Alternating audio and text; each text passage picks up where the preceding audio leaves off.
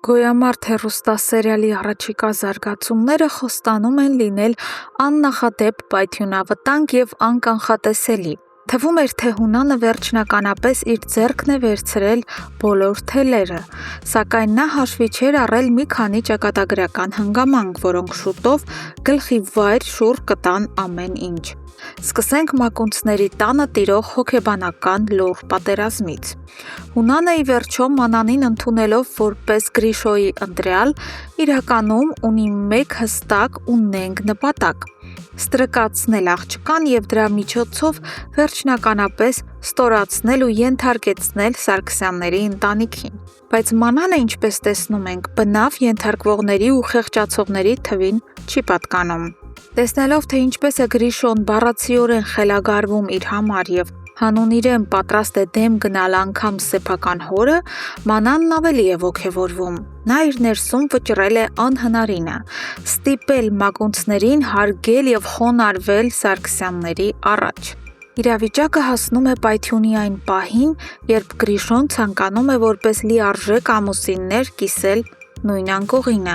սակայն Մանանը մնում է անդրդվելի։ Նա կտրականապես հրաժարվում է և հայտարարում, որ դա տեղի կունենա միայն ու միայն պաշտոնական հարսանիքից հետո։ Հաջորդ օրը հերթական թեժ վիճաբանությունն ավարտվում է նրանով, որ Մանանը հավաքում է իրերը և լքում նրանց տունը։ Կորցնելով սիրելիին, Գրիշոն ապրում է իսկական մղձավանջ, տրվում է խմիչքին և հասնում ինքնաոչնչացման եզրին։ Տեսնելով որդու այս կործանարար վիճակը, ընտանիքը վերջապես որոշում է նահանջել և նշանակել հարսանիքի օրը։ Սոցիալական ցանցերում արդեն իսկ լայն տարածում են գտել հարսանեկան շքեղ զգեստով Մանանի լուսանկարները։ Բայց ինչ հարսանիք առանց ճակատագրական ու անսպասելի հյուրերի։ Մինչ Գրիշոն պատրաստվում է կյանքի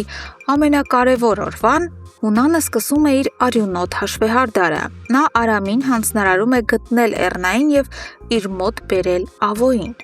Արամը շատ արագ գտնում և բռնի ուժով Հունանի մոտ է քարշ տալիս Ավոյին։ Այստեղ Հունանը ցույց է տալիս իր ողջ գազանային էությունը։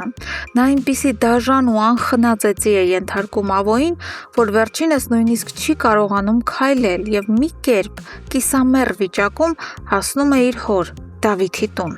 Իսկ Էռնայի ճակատագիրն այս անգամ ժպտում է նրան։ Հունանին հաջողվում է գտնել քրոջը և ազատել նրան հոգեբուժարանի սպիտակ պատերի մղձավանջից։ Այո, սիրելի հեռուստադիտողներ, Էռնան վերադառնում է և պաշտոնապես ներկա կգտնվի Մանանի ու Գրիշոյի հարսանիքին, իր հետ բերելով անցյալի բոլոր չլուծված կնճիռները։ Սակայն սերիալի գլխավոր և ամենակործանարար ինտրիգը հասունանում է հենց Սարգսյանների տանը։ Հիշում եք, որ Ավոն այսօր փորձեց հորը պատմել իր եղբոր մահվան իրական մանրամասները, բայց Դավիթը կտրականապես հրաժարվեց լսել նրան։ Հիմա, երբ Ավոն դաժան ծեծված, անօգնական ու խոցելի վիճակում հայտնվել է հայրական տանը, նրանց հարաբերությունները սկսում են զգալիորեն ջերմանալ։ Հայրական հոգատարության այս մթնոլորտում Ավոն վերջապես կբացի փակագծերն ու հորը կհայտնի ամենասարսափելի ճշմարտությունը՝ Ռաֆոյին սպանել է հենց Հունանը։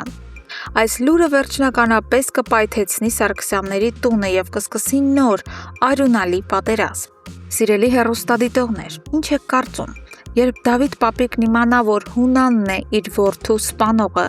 արդյոք թույլ կտա, որ իր թոռնուհին ամուսնանա այդ ընտանիքի անդամի հետ։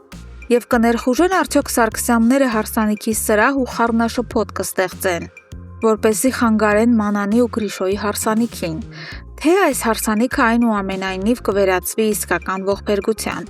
Անպայման կիսվեք ձեր վարկածներով և կանխատեսումներով մեկնաբանություններում։ Մենք անհամբեր սպասում ենք ձեր յուրաքանչյուր կարծիքին։ Շնորհակալություն դիտելու համար։